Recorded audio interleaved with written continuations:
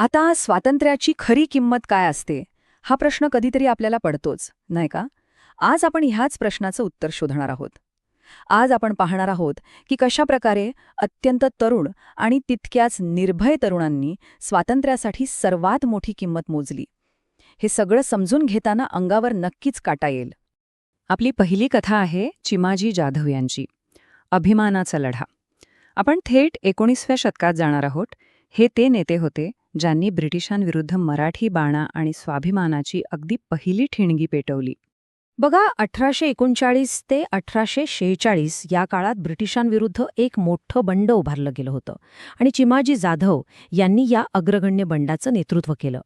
त्यांचं ध्येय अगदी स्पष्ट आणि अत्यंत धाडसी होतं: पेशव्यांना पुन्हा सिंहासनावर बसवणं आणि मराठा साम्राज्याचं गेलेलं वैभव परत मिळवणं.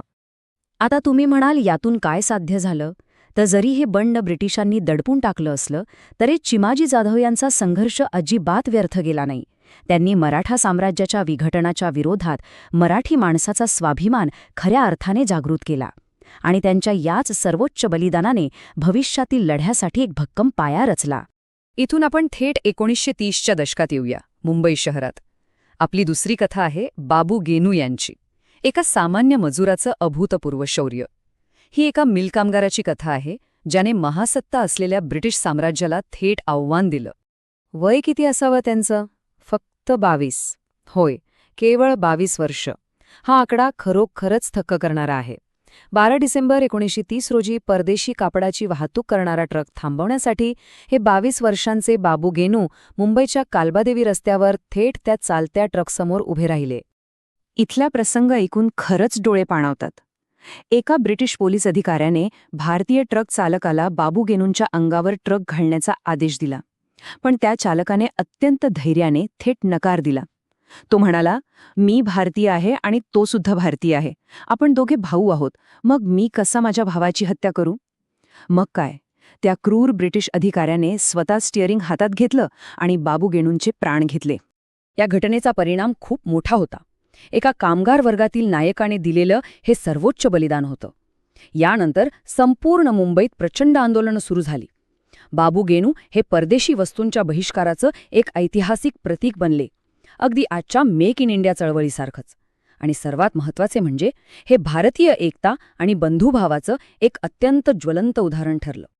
आता आपण पुढे जाऊया. आपली तिसरी कथा आपल्याला नाशिकला घेऊन जाते. अनंत कान्हेरे, 18 वर्षांचा क्रांतीचा सूर्य.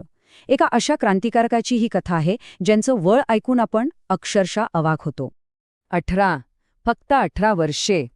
आता विचार करा, ज्या वयात मुले आपली स्वप्न रंगवत असतात त्या वयात अनंत कान्हेरे यांनी जुलमी ब्रिटिश राजवटीचा प्रतिकार करण्यासाठी थेट नाशिकचे कलेक्टर AMT जॅक्सन यांची हत्या केली. या कोवळ्या वयातलं हे धाडस खरोखरच अविश्वसनीय आहे. पण यातील सर्वात अंगावर काटा आणणारी गोष्ट कोणती आहे माहितीये? 19 एप्रिल 1910 रोजी ठाणे मध्यवर्ती कारागृहात जेव्हा त्यांना फाशी दिली जात होती तेव्हा त्यांच्या चेहऱ्यावर असलेली असीम शांतता. आपण कोणत्याही हिंसेचं समर्थन करत नाही, पण त्या वयात अन्यायाविरुद्ध उभे राहण्याचं आणि मृत्यूसमोरही शांत राहण्याचं त्यांचं अभेद्य धैर्य खरोखरच असामान्य होतं. अनंत कान्हेरे हे विनायक दामोदर सावरकर यांच्या विचारांनी अत्यंत प्रेरित होते. ते अभिनव भारत या क्रांतिकारी संघटनेचे सक्रिय सदस्य होते.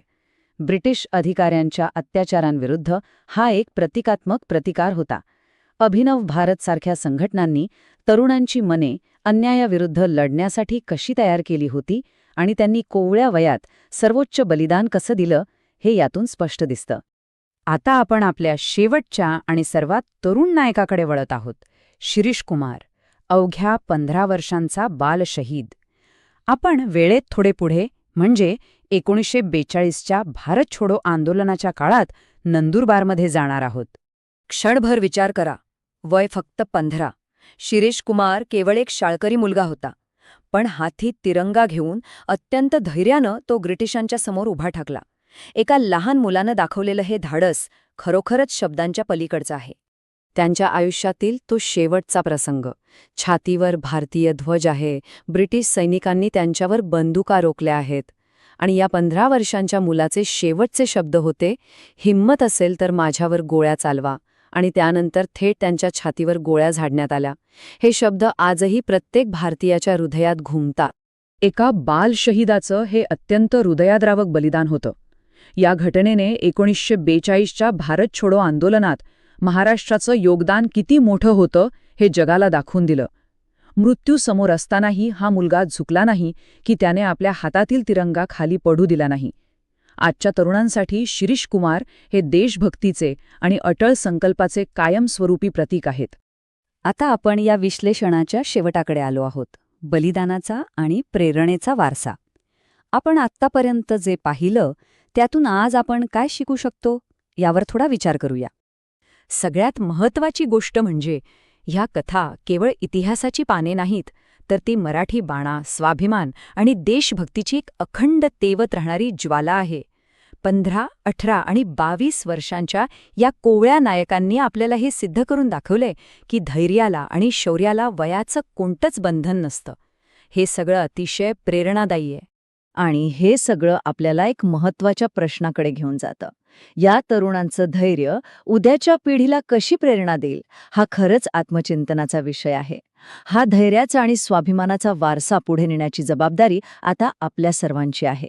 मला खात्री आहे की या विश्लेषणातून आपल्याला आपल्या गौरवशाली इतिहासाविषयी खूप काही नव्याने समजलं असेल. या प्रवासात सहभागी झाल्याबद्दल खूप खूप धन्यवाद. आपण असेच एकत्र शिकत राहूया.